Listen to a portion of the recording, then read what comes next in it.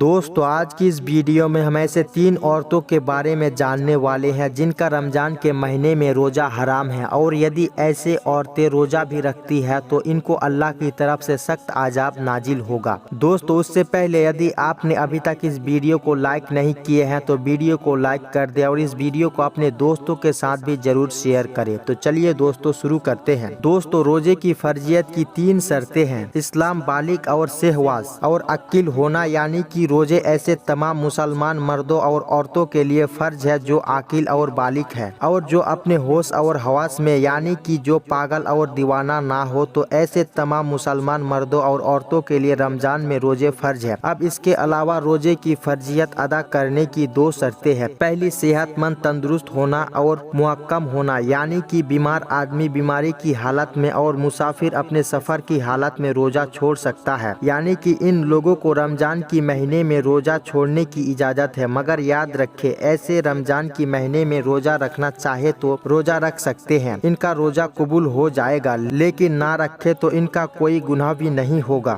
یہ بعد میں ان روزوں کی قضا ادا کر سکتے ہیں۔ لیکن یہ 3 عورتیں ایسی ہیں جن کی رمضان کی مہینے میں روزہ رکھنا حرام ہے، یعنی کہ ان 3 عورتوں کی روزہ رکھنا جائز نہیں ہے۔ ان عورتوں نے رمضان کی مہینے میں روزہ رکھ لیا تو ان کا روزہ تو کسی بھی حال میں قبول نہیں ہوگا، بلکہ ان کو اللہ کی طرف سے سخت عذاب بھی ملے گا۔ نمبر 1، حیض کی حالت میں۔ دوستو سب سے پہلی عورت وہ ہے جو کہ حیض کی حالت میں ہو، یعنی کہ جس کا پیریڈ چل رہا ہو۔ یاد رکھے ایسے عورت کی رمضان کی مہینے میں روزہ رکھنا حرام ہے۔ ایسی عورت کا رمضان کی مہینے میں روزہ رکھنا جائز نہیں ہے، یعنی کہ حیض والی عورت رمضان کے مہینے میں روزہ نہیں رکھ سکتی، کیونکہ حیض کی حالت میں روزہ رکھنا اور نماز پڑھنا حرام ہے۔ لیکن ایسے عورتوں کو چاہیے کہ ان چھوٹے ہوئے نماز اور روزوں کو بعد میں ادا کر لے، یعنی کہ جب آپ پاک اور صاف ہو جائے تو ان چھوٹے ہوئے نماز اور روزوں کو ادا کر لے۔ دوستو ایسے عورتیں جس نے سحری کر لیا ہو اور دن میں اس عورت کا حیض یعنی کہ پیریڈ شروع ہو چکا ہو تو ایسی عورتوں کا بھی روزہ قبول نہیں ہوگا۔ ایسے عورت کو ایک اور بات کا بھی دھیان رکھنا ضروری ہے، ایسی عورتیں کسی کے بھی سامنے کھانا پینا نہ کھائے، یعنی کہ کسی کو بھی پتہ نہ چلے کہ وہ روزے کی حالت میں نہیں ہے۔ نمبر 2، نفاس والی عورتیں۔ دوستو دوسری عورتیں وہ ہیں جو نفاس کی حالت میں ہو، ایسی عورتوں کا بھی رمضان کے مہینے میں روزہ رکھنا حرام ہے اور ناجائز ہے۔ اور یدی آپ کو نہیں پتا کہ نفاس کسے کہتے ہیں تو عورت کا بچہ جنم لینے کے بعد آگے کے مقام میں جو خون نکلتا ہے اسے نفاس کہتے ہیں۔